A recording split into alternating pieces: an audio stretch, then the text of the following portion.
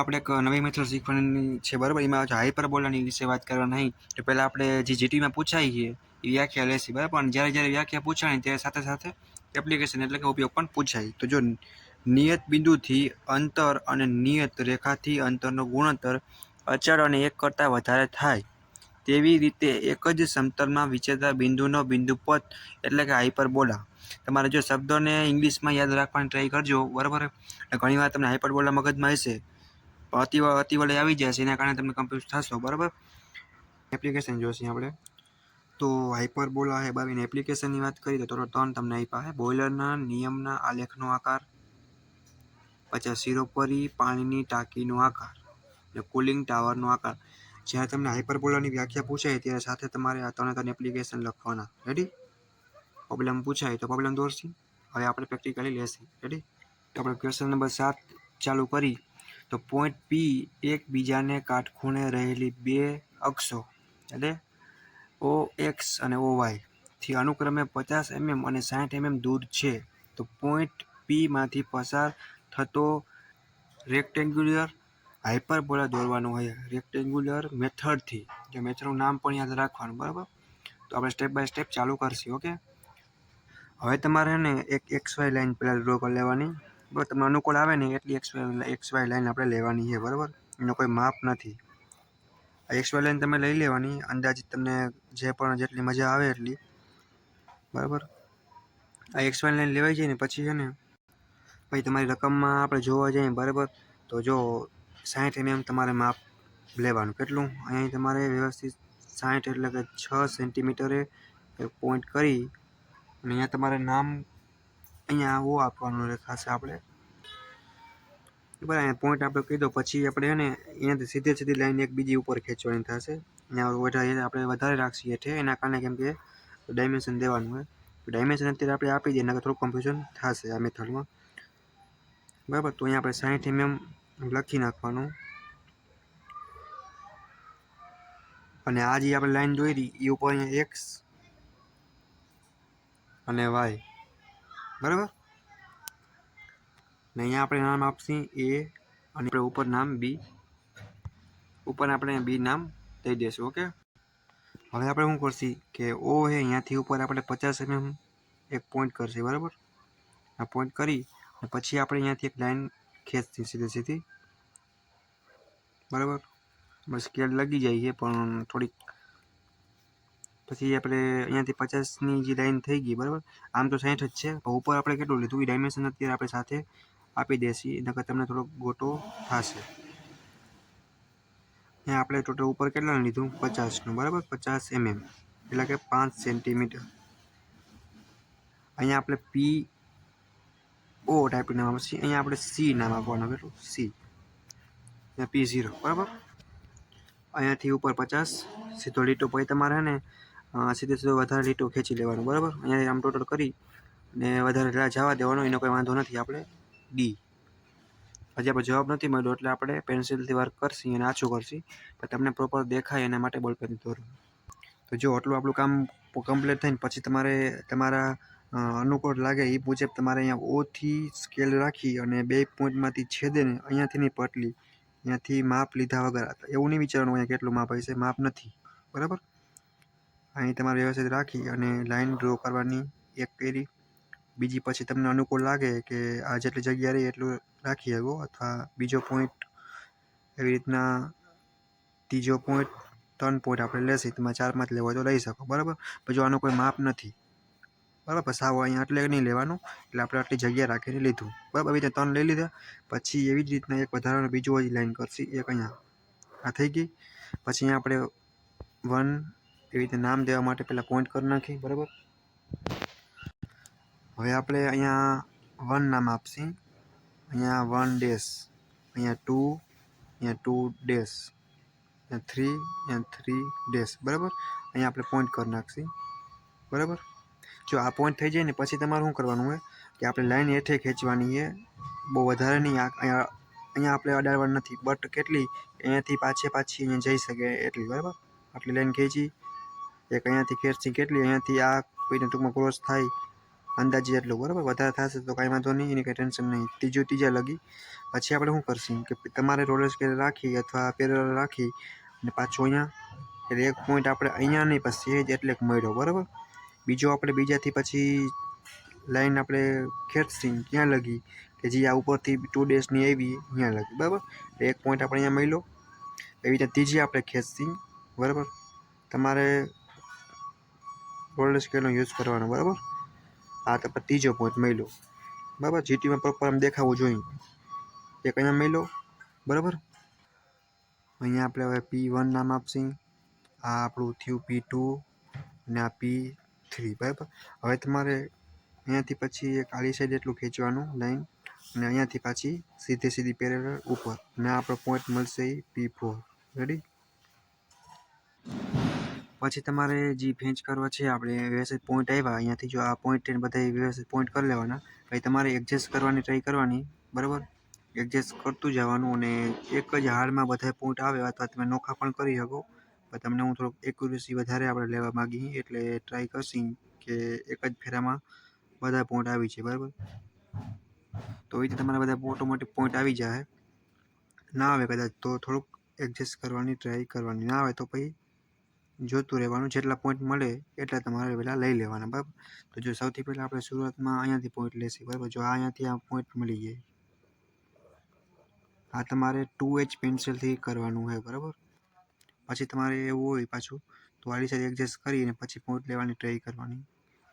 તમારો આખો ઓટોમેટિક જે આપણું કહેવાય ને કે હાઇપરબોલા છે એનો તમને આન્સર મળી જશે. તમને એક ખાસ એ કહેવાનું બાકી હતું કે હજી આપણે કરવા દોરી, બરાબર. એટલે કે હાઇપરબોલા જે આન્સર મળ્યો એ આપણે 2H પેન્સિલ, બરાબર.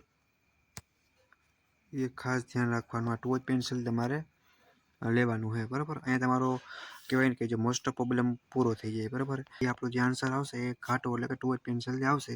બાકીનું કન્સ્ટ્રક્શન કામ થોડુંક આછું થવું જોઈએ. એટલું પણ આછું નહીં કે સામેવાળાને દેખાય નહીં, ઓકે.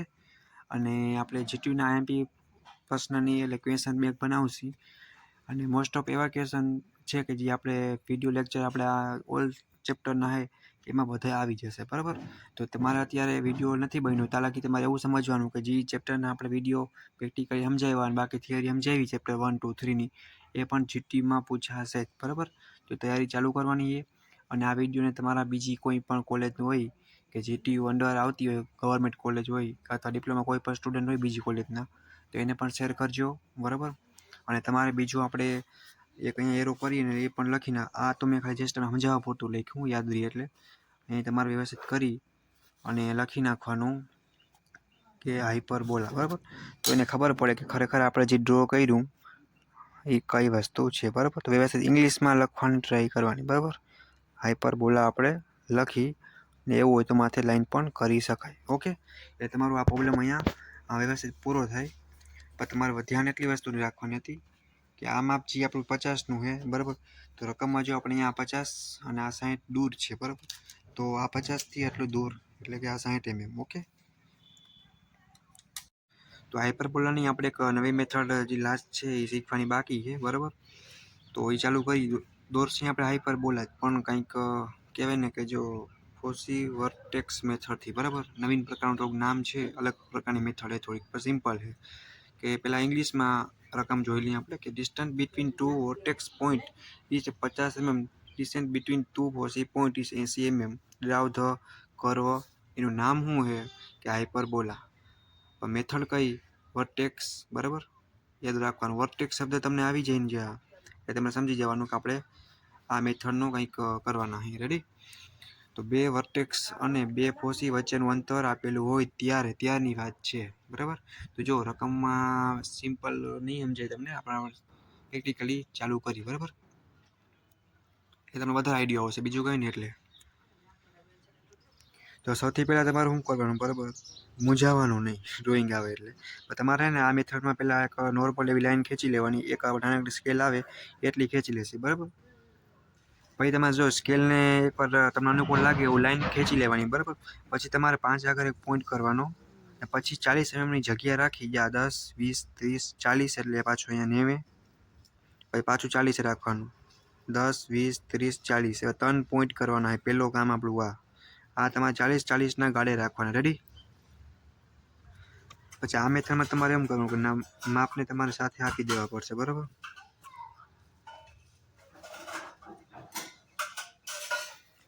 આપણે તને તો માપ આપી અથવા સાઈડના 2 પણ આપી દે. એટલે એક માપ અપાઈ જાય એટલે આપણે આઈડિયો આવી જાય કે ખરેખર કેટલા છે. બરાબર?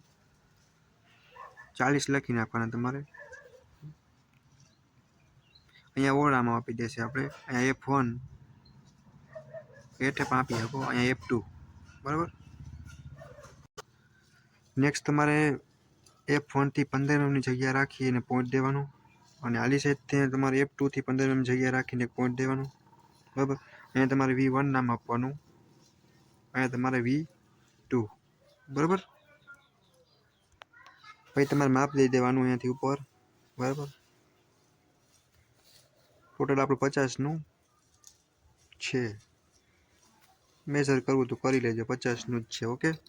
તમારે ફટાફટ વચ્ચે 50 લખી એરો કરી દેવાનું. બરાબર? પછી તમારે O આગળથી સીધો વચ્ચે તમારે લીટો ખેંચવાનો. બરાબર? અનુકૂળ આવે એટલો કરવાનો. પછી તમારે F1 થી 10-10 mm ના 4 પોઈન્ટ કરવાના. એટલે એક 4 આવશે, એક 3, એક 2 અને એક 1 આગળ. બરાબર?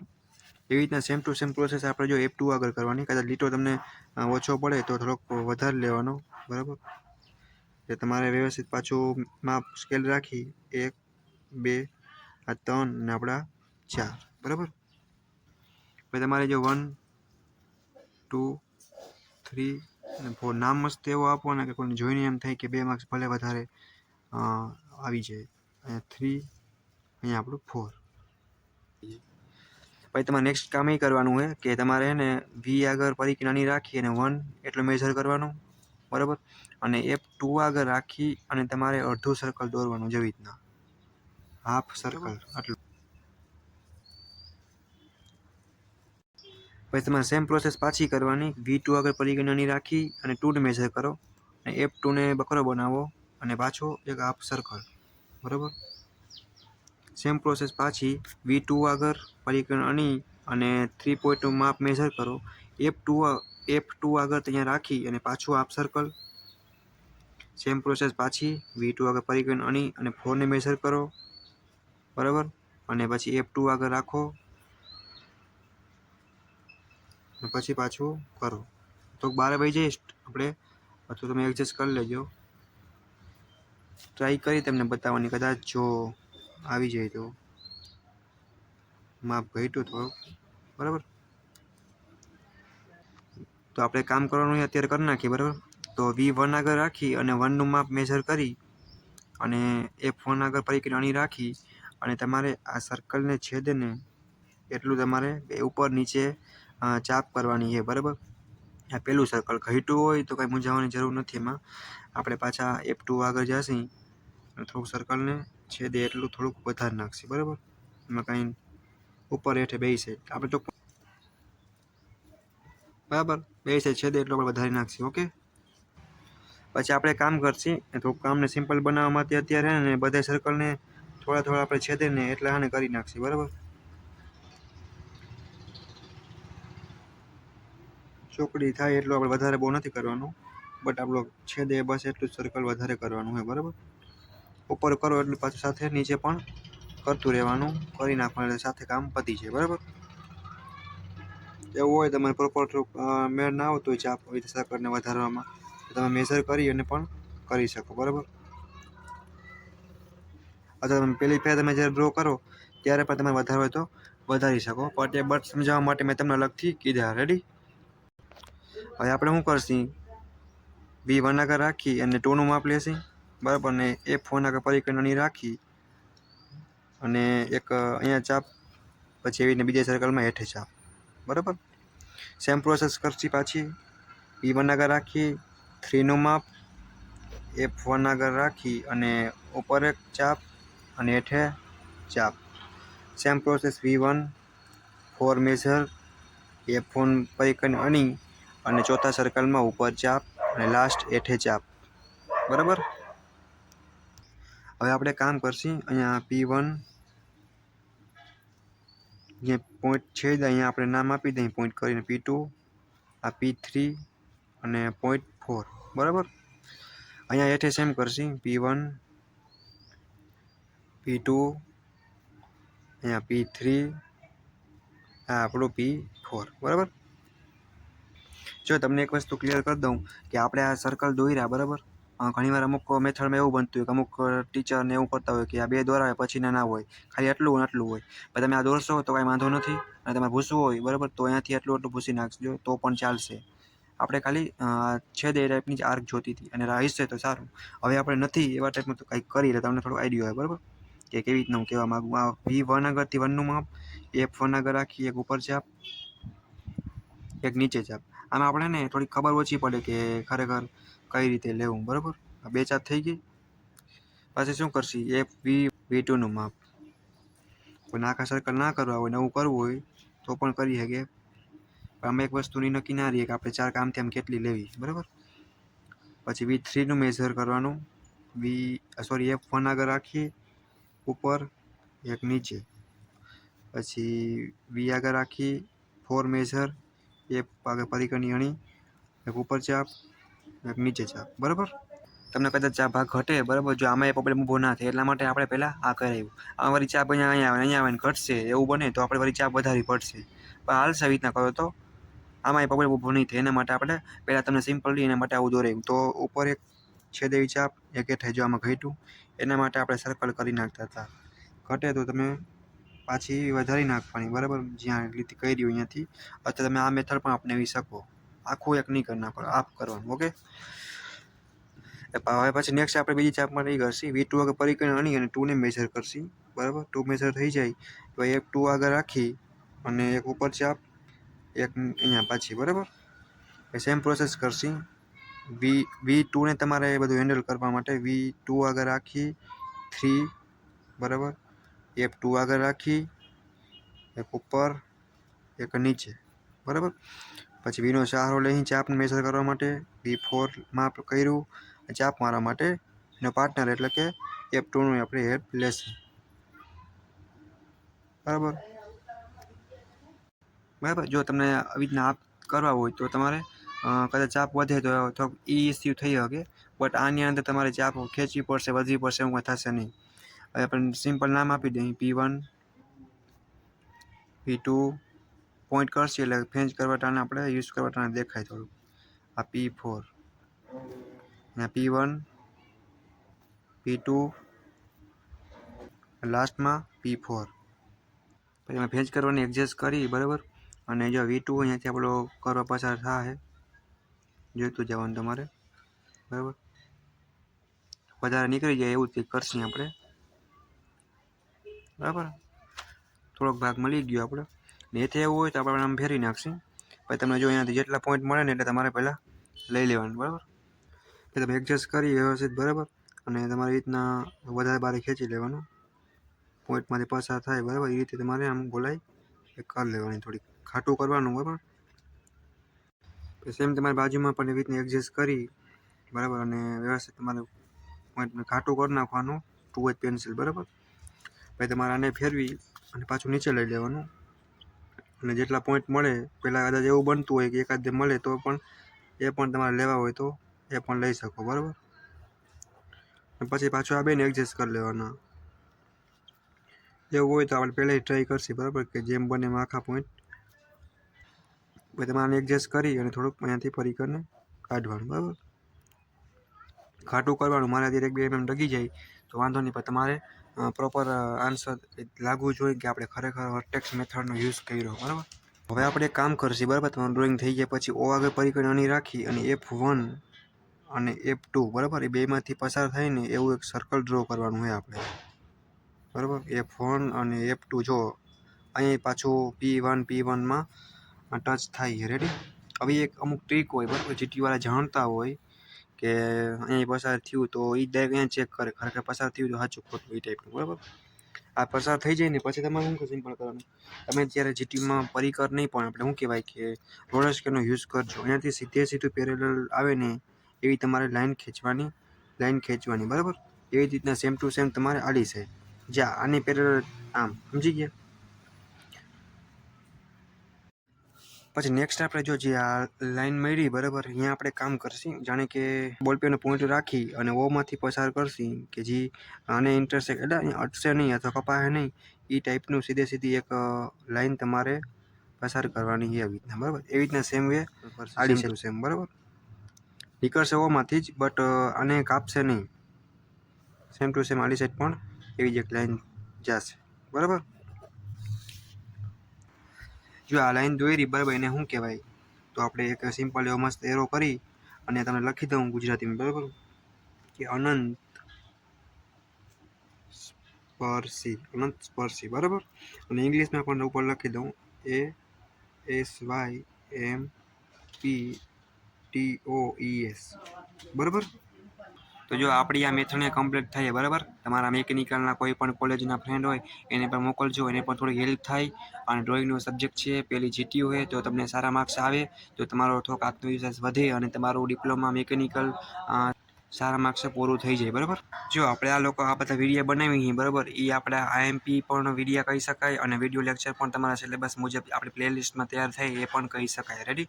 તો તમારે અત્યારે જીટીયુની અંદાજે 15-20 દિવસની વાર છે. તો તમારે પ્રોપર પ્રેક્ટિકલ કરાવેલા પ્લેલિસ્ટ આખી મસ્ત જોઈ જશો એ તમે ઇઝીલી પાસ થઈ જશો. ગમે એવું હાર્ડ પેપર કાઢશે ને બરાબર તોય તમારું કહેવાય નહીં ફેલ તો નહીં જ થાવ. જેને સારા માર્ક્સ સ્કોર કરવા છે એને પ્રોપર બધી મેથડ આ વિડીયા અને આના પછીનો જ્યારે પ્લેલિસ્ટ આપણી પૂરી થાય સિલેબસ બરાબર ત્યારે આપણે આઈએમપી વિડીયો પણ નાખશી ક્વેશ્ચનનો, એ પણ તમે પ્રોપર તૈયાર કરી નાખજો એટલે તમને સારા માર્ક્સ પણ મળી જશે. અને જેને થોડુંક ડ્રોઈંગ ઓછું ફાવે એ લોકોને પણ સારા માર્ક્સે પાસ થઈ જાય એની ગેરંટી હું લઉં. બટ તમારે બધી મેથડ કરવી પડશે, એકે તમારે સ્કીપ કરવાની નથી બરાબર.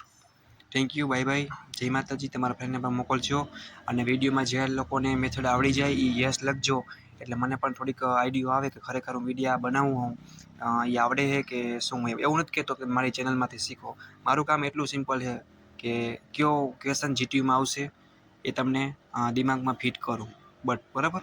પણ તમે એકવાર વિડીયો જોજો બરાબર. હું અનુભવના આધારે વિડીયો બનાવું એ તમને ખરેખર હેલ્પફુલ થશે બરાબર. અને થોડોક સપોર્ટ તમારો જોશે.